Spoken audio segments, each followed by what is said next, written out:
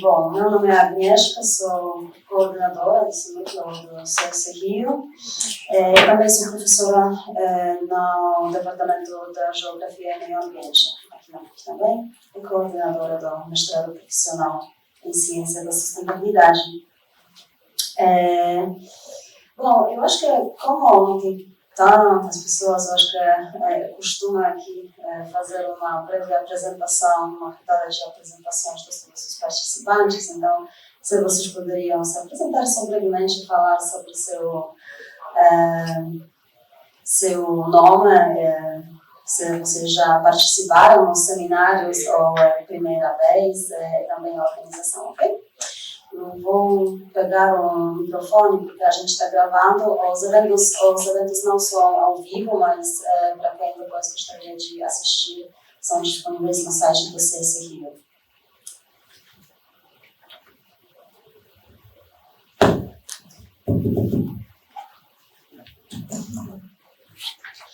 Oi, gente, boa tarde. Meu nome é Isabelle Pepe, sou bióloga, fiz mestrado aqui na Geografia e trabalho no IES como pesquisadora. Já participei de muitos CSI.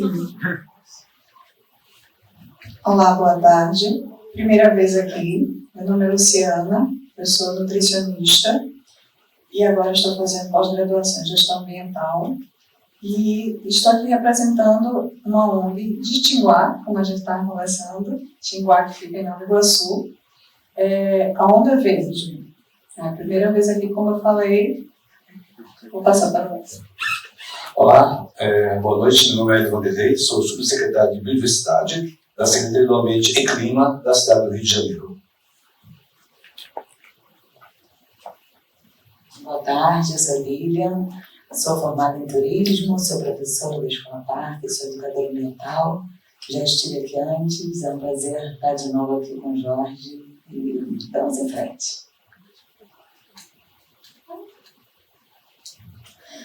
Boa tarde a todos, meu nome é Sandy Videira, eu sou agrônoma, com formação na área de agricultura sustentável e hoje em dia a gente já está me representando junto, sou produtora de cogumelos e pesquisadora também dentro dessa área, né, na cidade de Magé, do Rio de Janeiro. Então, estamos aí com o Jorge, tem uns projetos novos, depois a gente divulga também. Olá, boa tarde a todos. Meu nome é Diana Bandeira. Eu vim junto com a minha amiga produtora Sandy. Eu também sou produtora. Esse ano eu completo 10 anos como produtora de cogumelo. Comecei na cidade de Lumiar, né, na Serra do Rio de Janeiro. E hoje, abusadamente, eu fiz uma estufa na minha casa em Jacarepaguá, onde eu produzo algumas espécies de shimeji e shiitake sazonalmente. Como a Sandy disse, a gente veio aqui beber um pouco dessa fonte, né, Jorge? Obrigada. A gente está com um projeto juntos aí também dentro desse universo da nossa funga. Obrigada. Boa tarde, eu sou Henrique Rajão, sou professor da Biologia aqui da PUC, mas sou um agrofloresteiro amador e tenho vários amigos em comum com o Jorge, mas não conhecia pessoalmente. Estou feliz de estar aqui hoje. Bem-vindo, Jorge. Obrigado. O seu rosto é familiar. A gente se conhece de Instagram. E aí, boa tarde, sou Brian, sou designer de artista plástico e eu moro em Murilo, na verdade. Eu tenho uma relação com a natureza forte também. Gosto de conheço a Marina, do Viveiro da Mata Atlântica, acho que você conhece, né? Sou companheiro da Yara, que trabalha com ela há muitos anos. E, enfim, achei muito maneiro o convite aí que passou e feliz de conhecer. Boa tarde, sou Gabriel Saino. Estive aqui ontem e aí, graças ao convite do Henrique, eu vim. Sou muito interessado por natureza, tudo a ver com natureza e comprei um terreno há pouco tempo, com muito eucalipto. O desafio é fazer uma agrofloresta.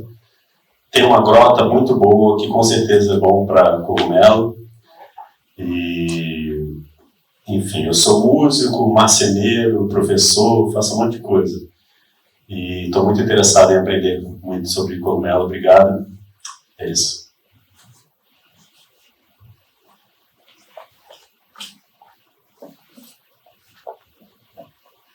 pessoal, tudo bem? Sou Adriano, sou também lá do IES, faço pós-graduação em Geografia aqui na PUC também. Frequentador assíduo do CSRio já há alguns anos. Eu acho que no mais é isso. Vou até aproveitar o microfone para avisá-los que também a gente está passando lista de presença, também com autorização de uso de imagem. Depois, se quiserem marcar aqui, vou passar depois um a um, tá bom? Obrigado. Olá, boa noite a todos. Me chamo Rafael Correia, sou aluno do curso doutorado aqui da PUC. Embora a minha temática seja cinema e geografia, eu curso a disciplina da professora Guinelska. E recebi o convite, estou super interessado e curioso também na apresentação do Jorge. Olá, boa tarde. Meu nome é Clara Cioli, eu sou estudante do mestrado de design. E a minha pesquisa tem a ver com fungos, eu estou estudando materiais compostos de micélio. Então, conheço o Jorge e vim vê-lo aqui. Oi, boa tarde. Eu sou Luzia Alves, eu sou do jornalismo, sou do Jornal da PUC, estou aqui para cobrir o evento, conheci também um pouquinho.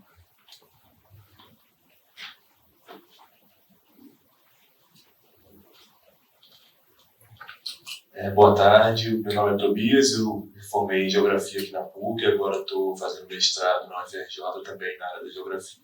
É um prazer estar aqui com vocês.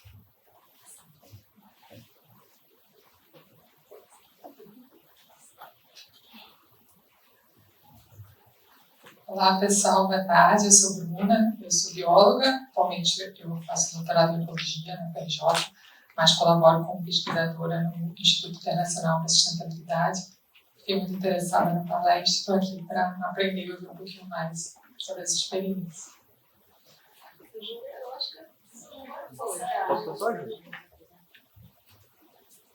Quer se apresentar? Sim. Oi, gente, tudo bem? Eu sou a Júlia, sou do IES também. Estou aqui com o pessoal da comunicação, ajudando a cobrir o evento. E é isso.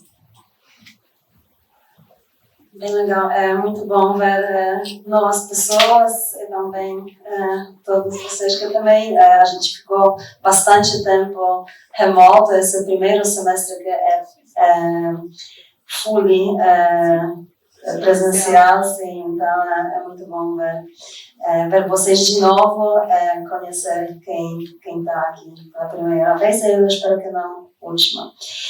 Então, grande prazer, Jorge, muito obrigada por aceitar o convite. Também gostaria de agradecer ao Adriano que fez esse ponte. E aí, estamos todos muito animados e curiosos para aprender junto com você. Jorge é especialista em biodiversidade brasileira, mas o palco é seu, então, por favor, se divirta.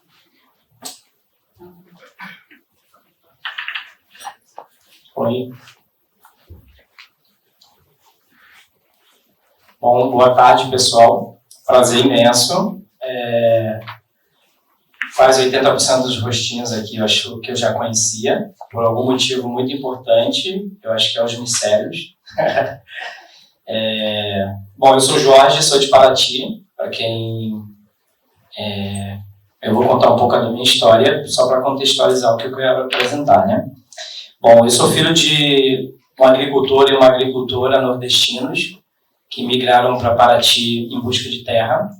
E lá eles compraram um sítio no meio da Mata Atlântica, para minha sorte, um lugar com uma floresta muito conservada e muito preservada. E desde criança, então, eu fui muito curioso com plantas. Eu acho que quase todos nós temos uma história de vovó que nos incentivou, que nos levou um pouco mais para a natureza, né? E eu tive a história com meus pais que fizeram isso.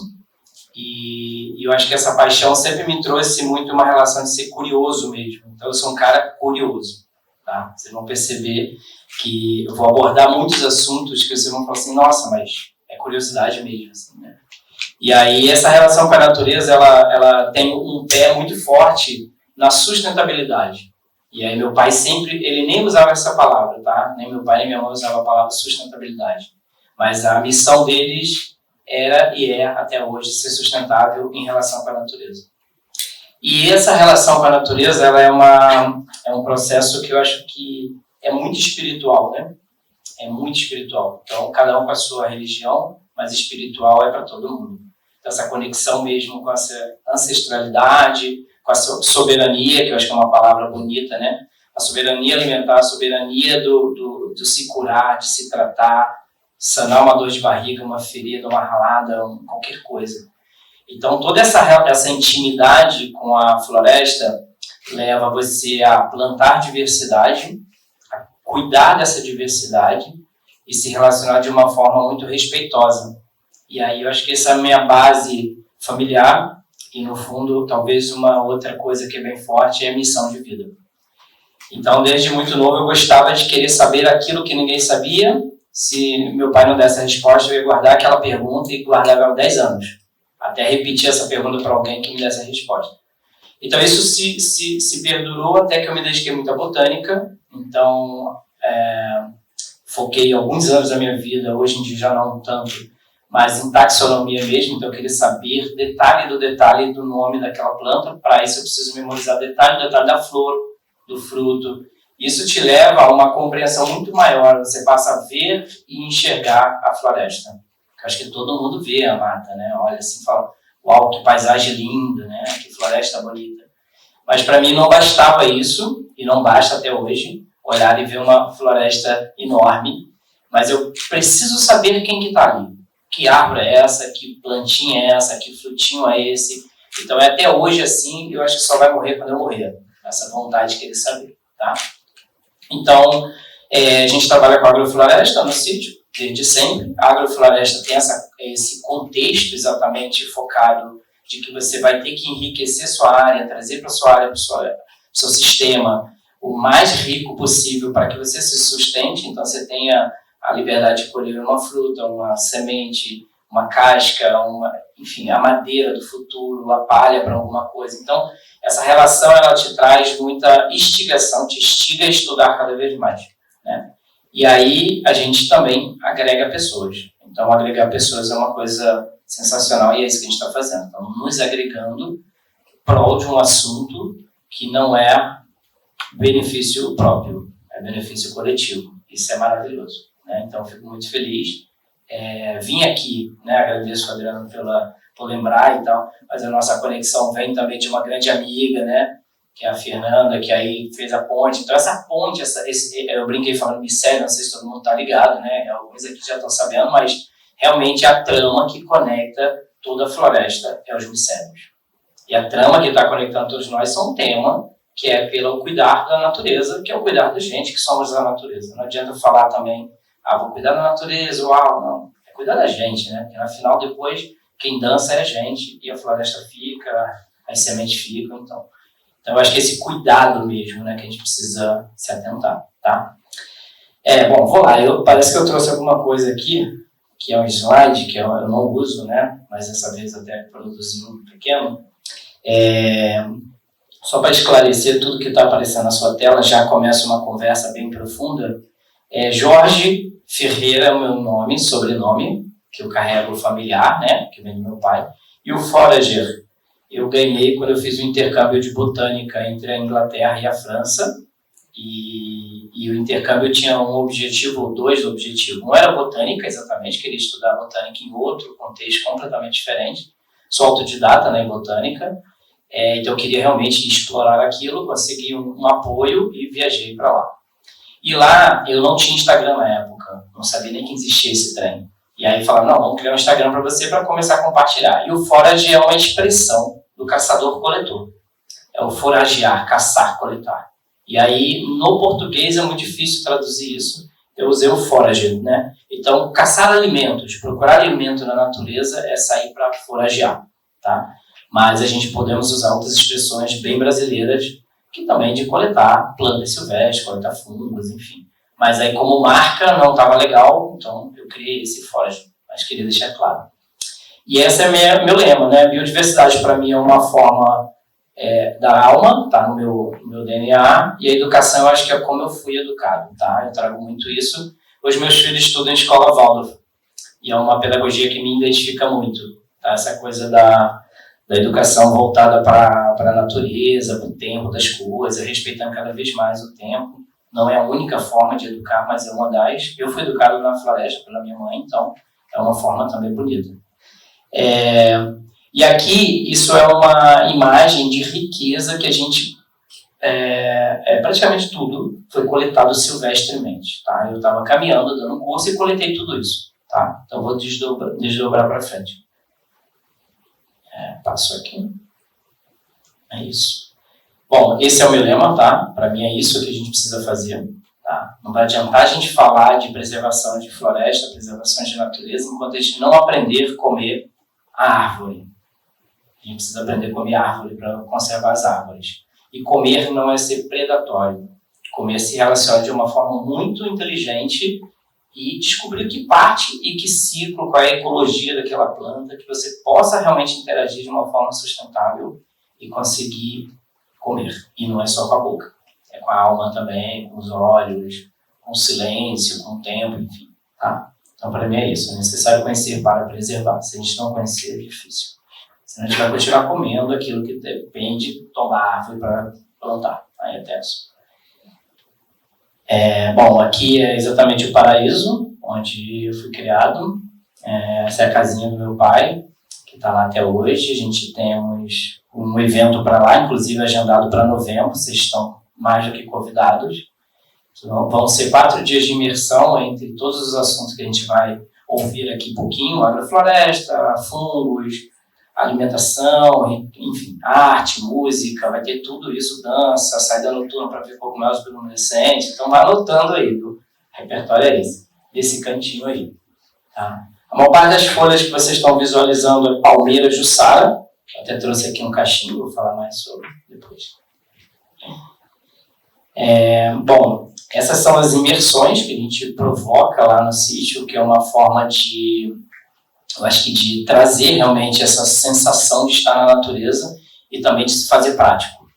Então aqui é um manejo agroflorestal, estou fazendo uma poda, uma colheita, levo as pessoas para ter essa vivência, porque eu acho que faz muita diferença quando você pega no facão, você pega numa ferramenta e você sua também, sabe, né?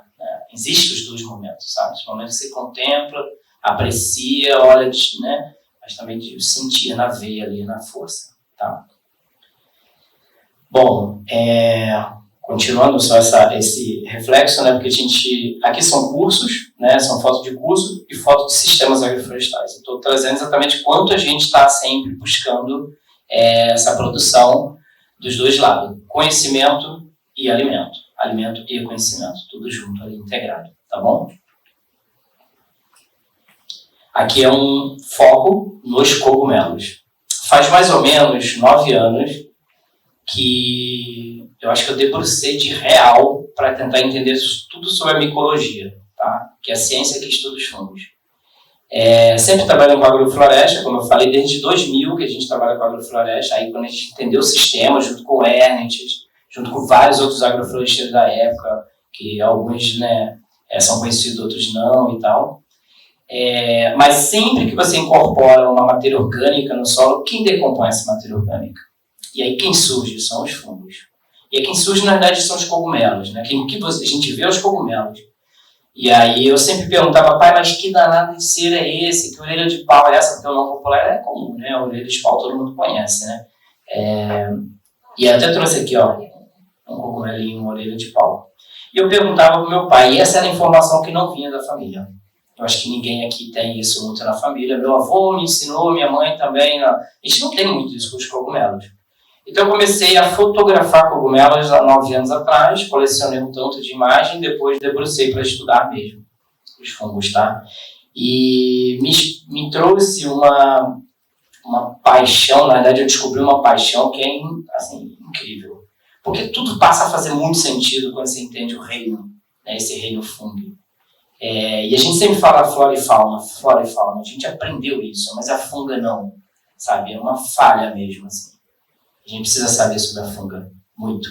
Então, aqui são já uma expedição, então eu comecei só autodidata também nesse contexto, mas vários amigos, aqui latei a rede, me mandaram material de tudo que foi dado. Jorge, você está caçando cogumelo, está aqui, ó. Isso aqui é um pequeno exemplo, na Amazônia está rolando, no Cerrado está rolando, então hoje eu tenho um ponte, né, ponte eu digo, contato em vários lugares do Brasil, Então a gente tem o extremo sul da Bahia, com uma organização muito boa de estudos. Aí você tem o Nelson Menoli ali em São Paulo fazendo um big de um trabalho sensacional.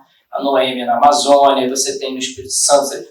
É isso, sabe? Tem muita gente estudando. Muitas das vezes estão cada um no seu cantinho, e às vezes um mateiro, ou um senhor, ou alguém que está ali isolado, às vezes fica pensando que está sozinho, né? E não está sozinho. A gente tem uma rede de pessoas com a mesma sede de buscar esse conhecimento.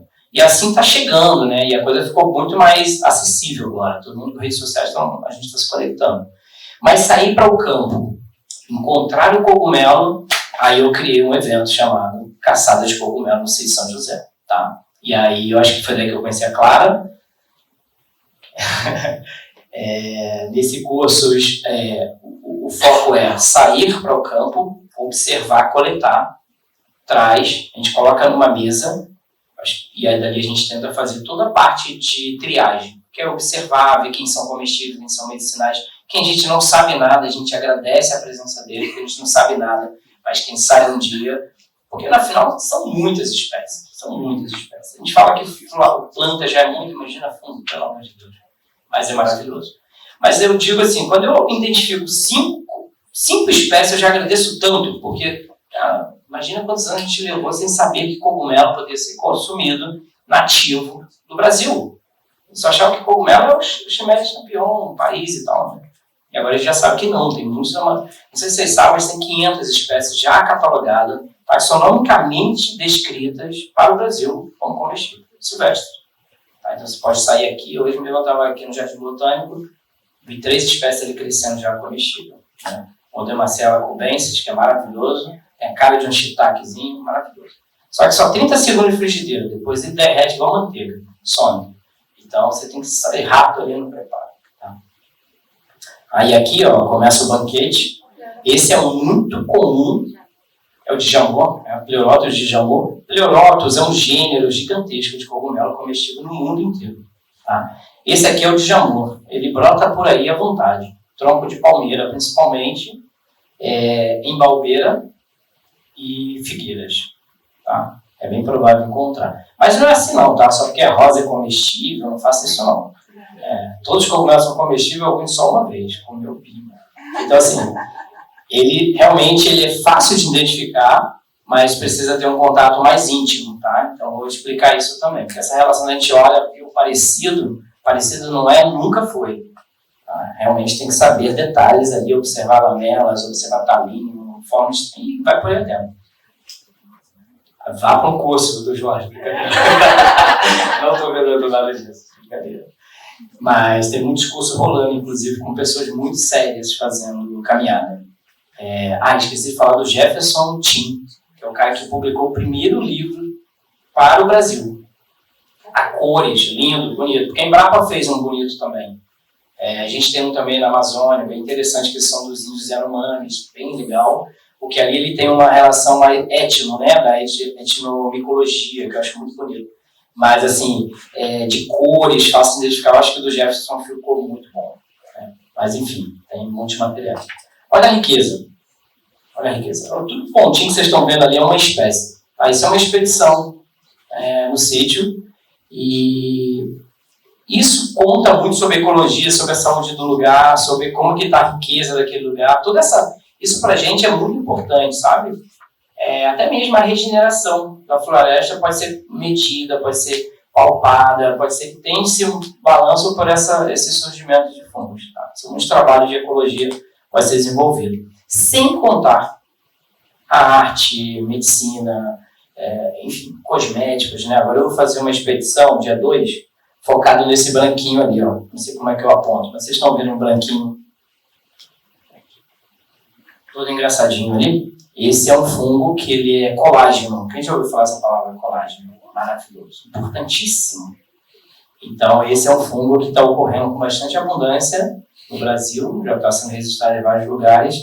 E a ideia é tentar explorar isso. Eu já fiz um creme no óleo de coco, que ficou muito bom, que é para passar na pele mesmo com essa função como colágeno. E aí, então, a gente começa descobrindo que essa riqueza pode desdobrar em muitos caminhos de pesquisa, de trabalho, de prazeres, né, da vida mesmo, nessa integração do ser humano e a natureza que pode ficar cada vez mais sustentável. Olha isso. É de verdade ou é fake? É de verdade. De verdade. Isso são os cogumelos bioluminescentes, né? Isso são oportunidades raras e muito valiosas quando você se entrega para a floresta num processo de confiança, claro, com alguém te guiando, né? Quando, às vezes você não vai fazer sozinho, para conseguir ter um momento desse. Que essa luz sendo emitida por um ser tão minúsculo, um cogumelinho desse é muito pequeno, ele não tem mais do que 5 centímetros de comprimento, tá? E é um gênero gigante chamado micena. Pode ser que vocês não memorizem esses nomes, né? Mas micena é um gênero de fungos que a maioria deles brilham à noite.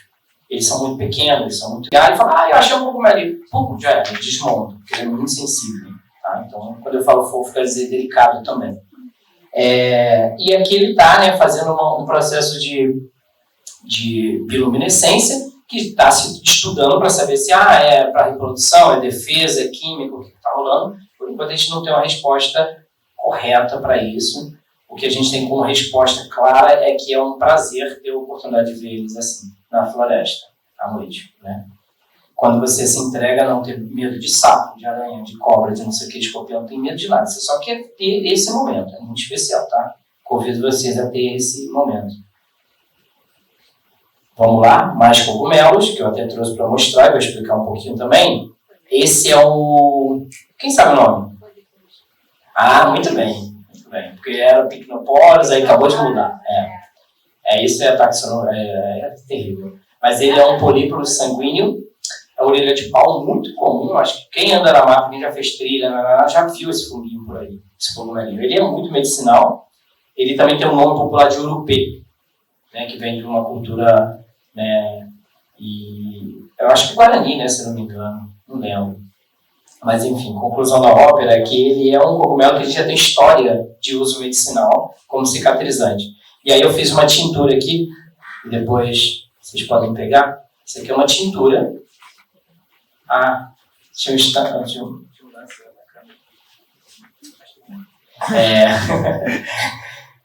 Então tem essa cor, né, forte, viva, que ele pode pigmentar alimentos. Tá? Ele é medicinal, ele já é comprovado, tem análise bromatológico, químico, tem um monte de coisa já produzida e a gente às vezes não acessa.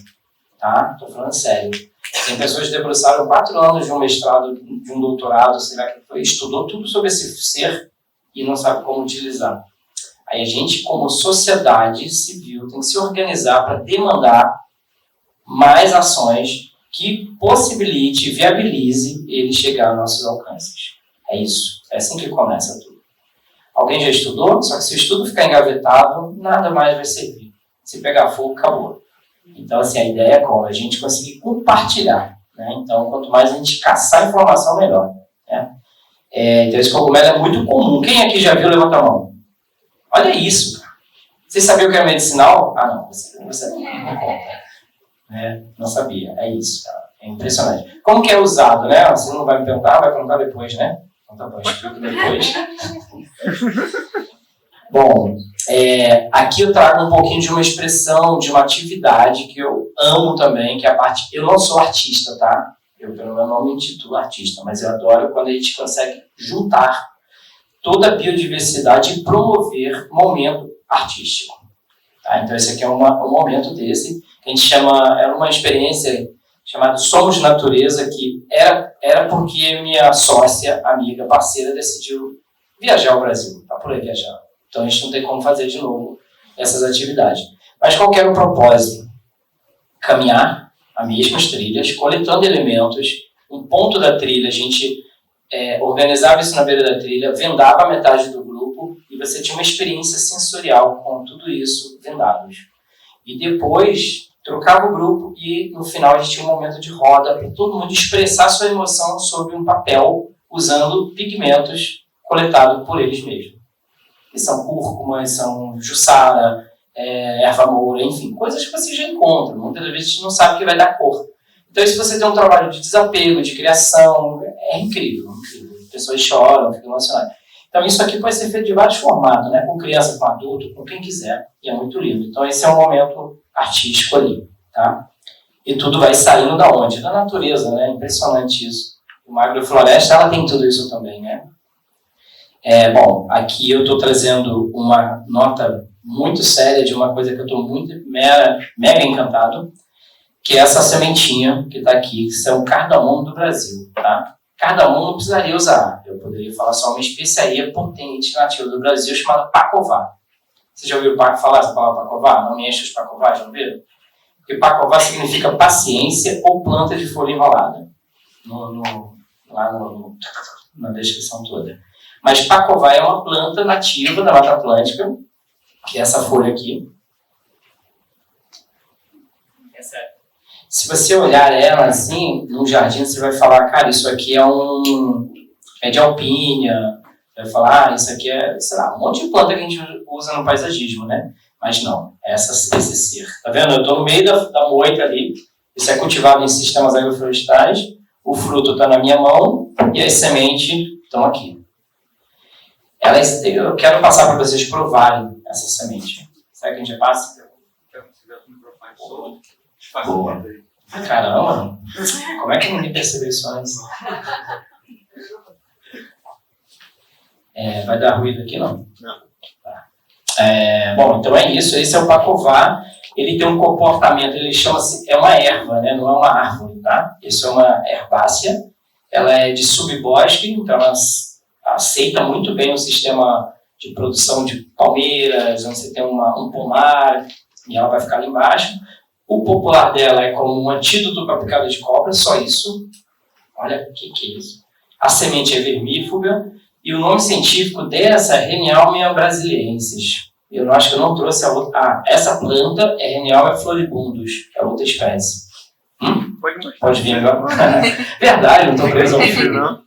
Então essa é uma outra espécie. Então aqui eu estou mostrando uma espécie que está lá, que é essa semente, mas eu não tinha a plantinha dela, tá? Para trazer. Então eu trouxe uma outra planta e o comportamento é igual, tá bom? Vale vocês depois sentirem, até vou doar uma folhinha para o processo, para rasgar e sentir o cheiro. Essa conexão com a planta é especial, tá? E essa planta, fala com quantos anos eu tinha quando meu pai me falou a primeira vez, tinha 9 anos de idade. E ele aprendeu com um português que morava lá, que tinha aprendido com um senhor que morava...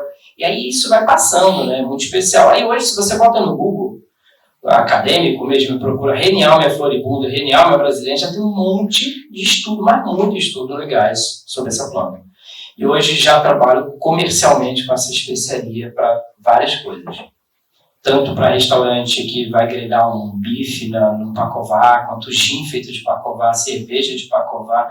Agora eu estou lançando um vermute de pacová, enfim, vai sair tudo de pacová. Óleo essencial, acabando de destilar essa daqui, destilei ela para tirar óleo essencial, tá bem legal já também. Hidrolato ficou ótimo, mas o óleo essencial eu estava com medo, porque poderia ficar muito forte. Então, catatal de coisa pode ser feito com uma planta só.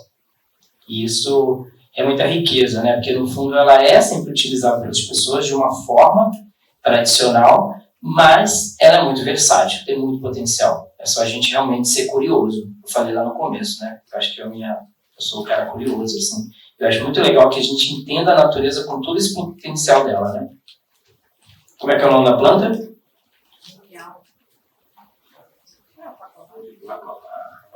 Então, mas pacová no Google vai aparecer uma outra planta, tá?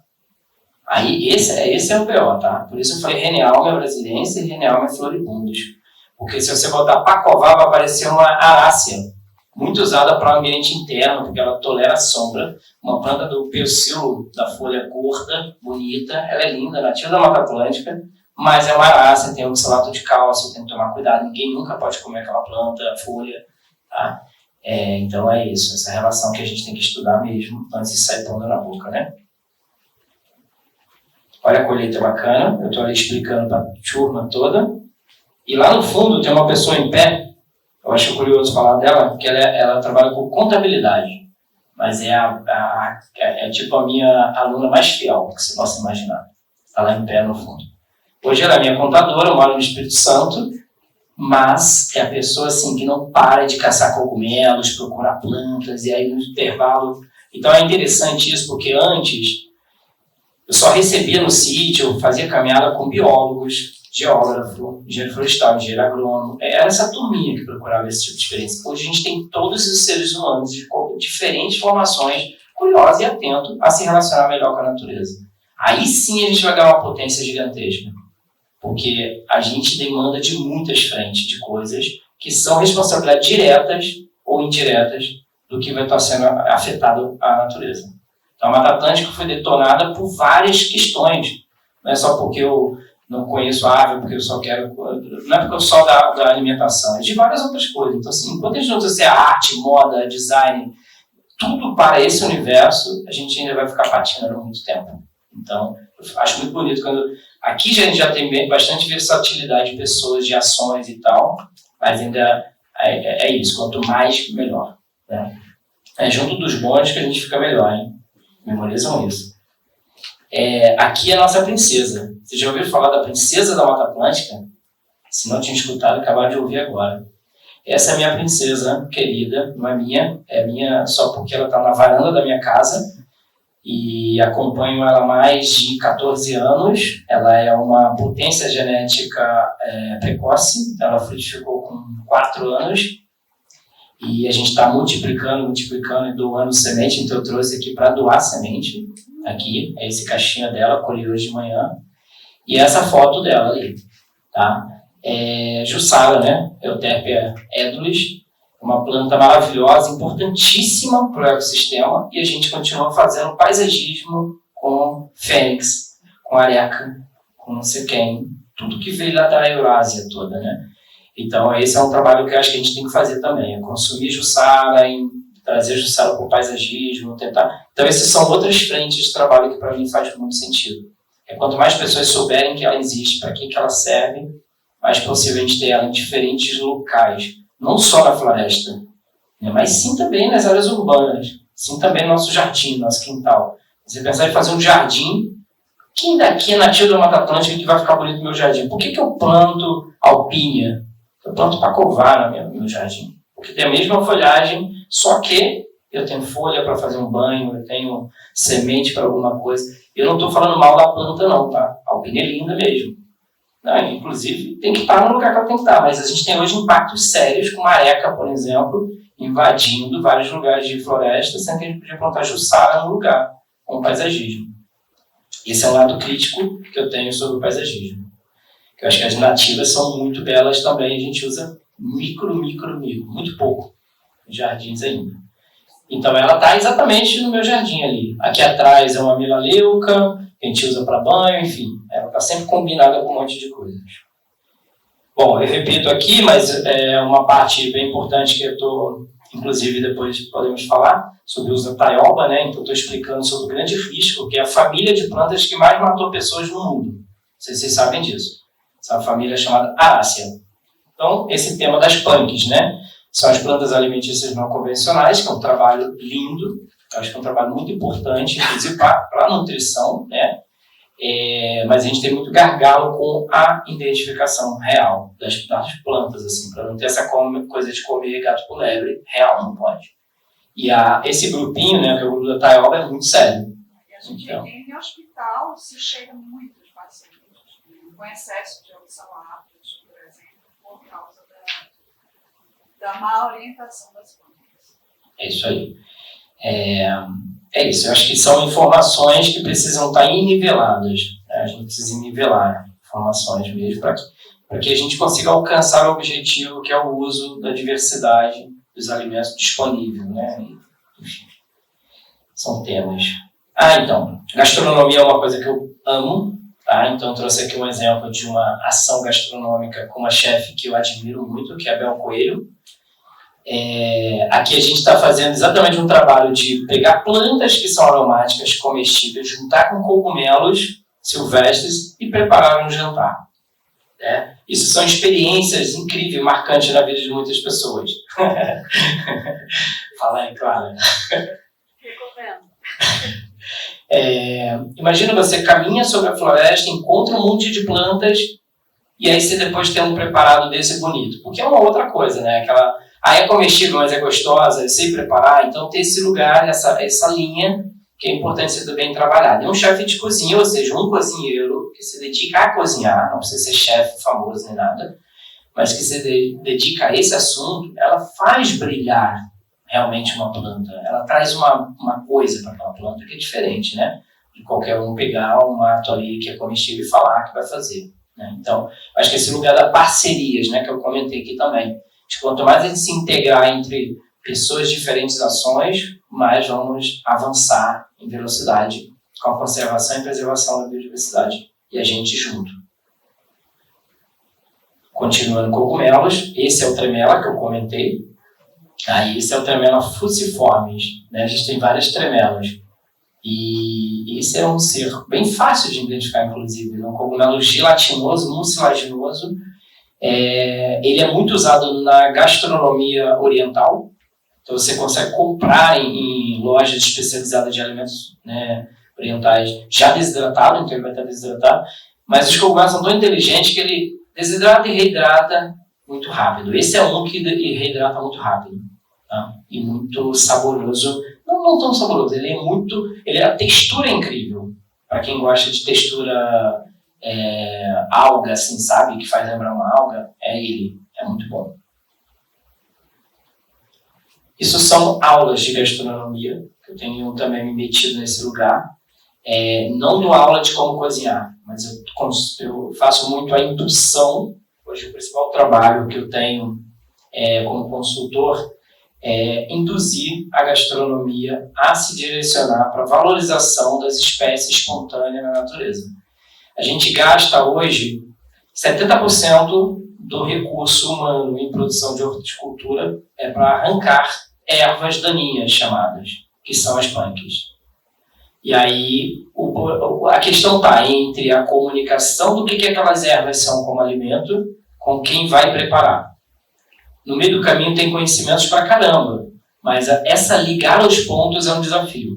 Tá? Então quando você está limpando um canteiro de rúcula, você está arrancando um monte de ervas. Muitas das vezes, para ter um pé de rúcula, você arranca 5 espécies de ervas. Aí você vai arrancar caruru, erva do cantor, beldroga, Major Gomes, você vai tirar ortiga. Tá? Falei de 5. Todas essas 5 são alimentícias, todas essas 5 têm tabela nutricional, todas essas 5 já foi estudado bromatologicamente, só que não temos mercado para ela. Então, a rúcula tem mercado. Ela custa R$1 que seja no mercado, mas beldroga é quem compra beldroga.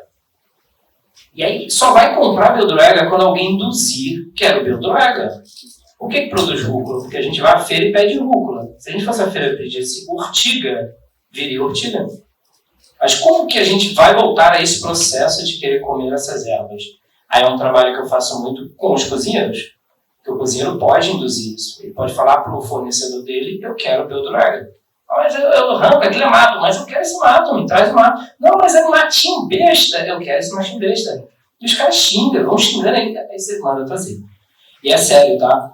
70% do recurso hoje, de quem trabalha na horta, muitas das vezes é destinado a arrancar mato. Encher carrinho de mão de ervas e jogar fora. Sem contar que você tira chamado horizonte A, que é a primeira camada de solo importante, que quando você puxa ela... Aqui é um exemplo desse, tá? Ó, essa aqui é a peperômia. Essa aqui é a erva, mato, cresce muito. Mas as raízes são fasciculadas, estão na superfície do solo. Quando você puxa, você tira exatamente a primeira camada. E aí você tem gente arrancando, jogando fora. Uma planta desse porte aqui deve produzir em média de uns 10 mil sementes por vez. Imagina que essas sementes ficam no solo 10, 12 anos adormecidas. E ao momento que você mexe no solo, ela germina de novo. E aí eu plantei rúcula e esse mato cresceu. Vou arrancar o mato. Só que você está arrancando ervas comestíveis. Esse é o ponto.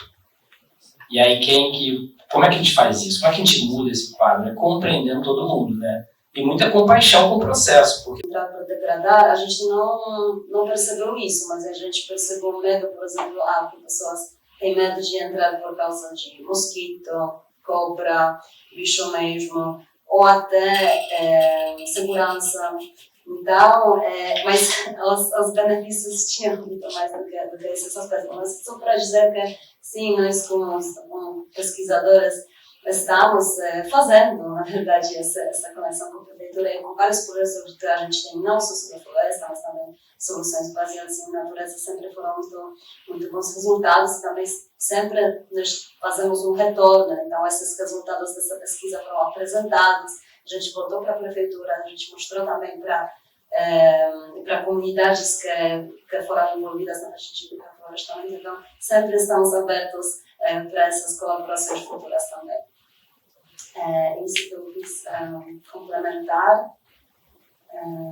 Jorge, não sei se você quer agora fazer essa parte prática. Posso fazer uma pergunta?